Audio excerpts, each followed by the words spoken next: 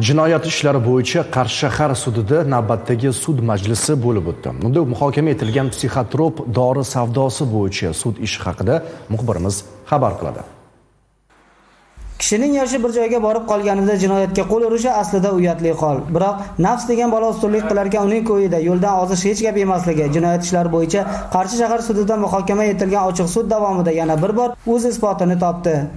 Men bu yerda ham kallamam yaxshi emas, ham ko'zim ham yaxshi emas, oyog'im ham yaxshi emas.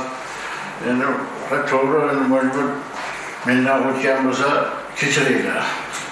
Sud hujjatlariga ko'ra sudlanuvchi Qarshi tumani tibbiyot birlashmasiga murojaat qilib, uyqusizlikdan qiynalayotgani, asabiy bo'lib qolgani tufayli maxsus beriladigan psixotrop dorilar uchun retsept yozdirib oladi. Keyin esa ushbu retsept asosida dorixonadan 60 dona tarkibida psixotrop moddalari bo'lgan Sibazon tabletkasini olishga erishadi.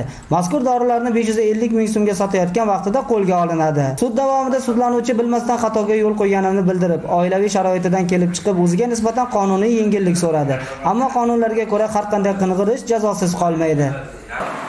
Sudlanuvchi Irisov Abdulla Gudalovich O'zbekiston Respublikasi Jinoyat kodeksi 273-moddasining 2-qismi nazorat qilgan jinoyat sodir etganlikda aybdor topilsa, bunga Jinoyat kodeksining 273-moddasi 2-qismi bilan Jinoyat kodeksining 57-moddasini qo'llab 3 yil muddatga ozodlikdan cheklash jazosi tayinlansin. Jinoyat kodeksining 273-moddaning 2-qismida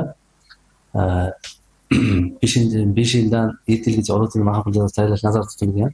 Biroq o'sha Irisov Abdulla Gudalovichda muqaddam sudlanmaganligini, ikkinchi guruh nogironligini, 60 yoshdan oshganligini inobatga olib, unga 3 yil muddatga ozodlikdan cheklash jazosi tayinladik. Albatta berilgan mazkur jazo sudlanuvchiga saboq bo'lmasdan qolmaydi. Shuning barobarida bugun nafs ko'yida mo'may daromad ortidan quvib, qing'ir yo'lni tanlayotganlar ham ushbu holatdan xulosa chiqarishsa, o'zlari uchun foydadan xoli bo'lmasdi.